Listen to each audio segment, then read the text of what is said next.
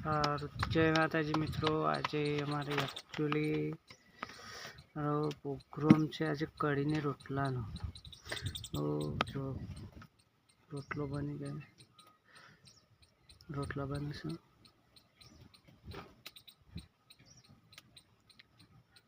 आज एकदम प्योर देशी बनाई सको जमवानुं कढ़ी ने रोटलो शियाळानो और मजा आवे खावानी એટલે કોઈક વાત જ જુદી હોય કઢી રોટલા ને हो गया बोल सही मजा आओ के खाने कढ़ी रोटलो खावा मजा से आवे एम कही खाने खूब बोडू वाला सर मित्रों 50,000 ની કઢી થાય છે 50 તો જેવી ભેંસ જેવી કઢી થાય कोई नक्की ना हो 10 रुपया में कढ़ी थाय भाई थोड़ी मंदी बने आज ये जो 50 થી 60,000 ની कढ़ी बने ने बहु एकदम एक्चुअली जोरदार बनती हुई ये घरनी साइज कहवाय घरनी भैंस हो तो ज आप कढ़ी व्यवस्थित खाई सकीए।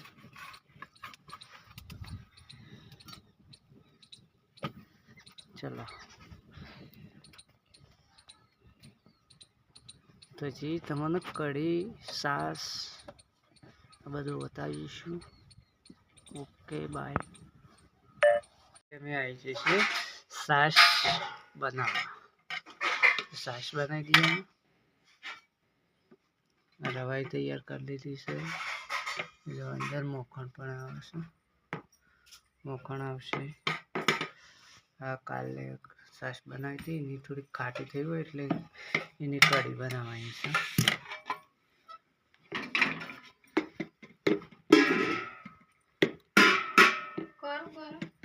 हाँ तो ओ पानी गरम करવાનું છે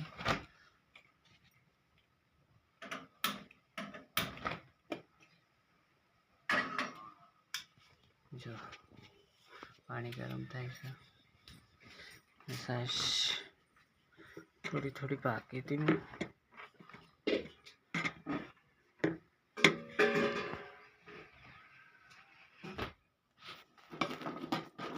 तो गाइस आज अपने सास बनाइए करनी सास बनाने को सास लावानी मजा आवे कम कम कम कम कम सास लाइए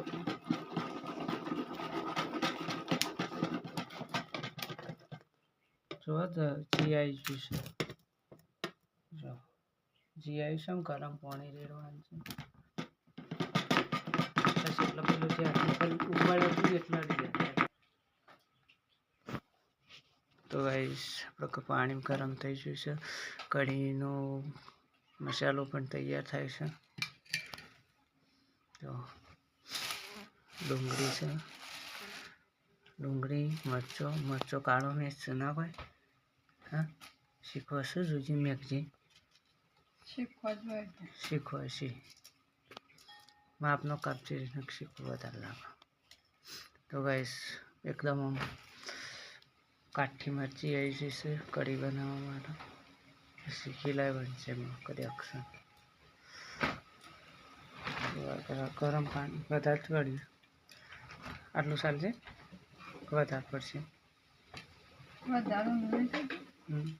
આમાં લોટામાં જતું રેડી છે તો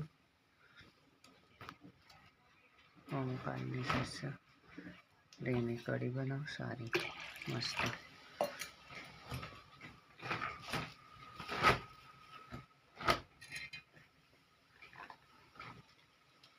मन कढ़ी बनाओ तो सारी आवड़े से मन सास चलाव तो सारी आवड़े से आज कढ़ी रोटलो कही काल थी कशु ठंडू खावा जतु रहे नौकरी जवाना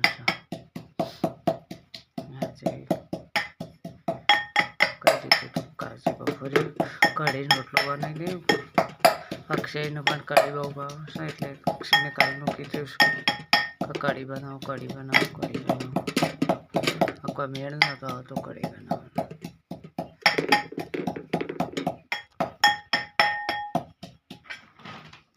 એ એકચ્યુઅલી મિત્રો કઢી બની જઈશે. આપણે કઢી કાઢી દીધી છે. કઢીનો રોટલો કરીશું.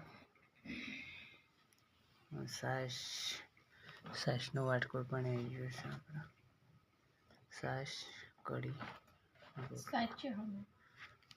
કાઢીશું ને અને છાશ તારા હાલવાની એમ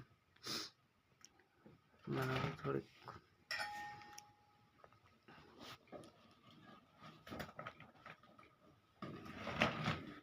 જય માતાજી મિત્રો,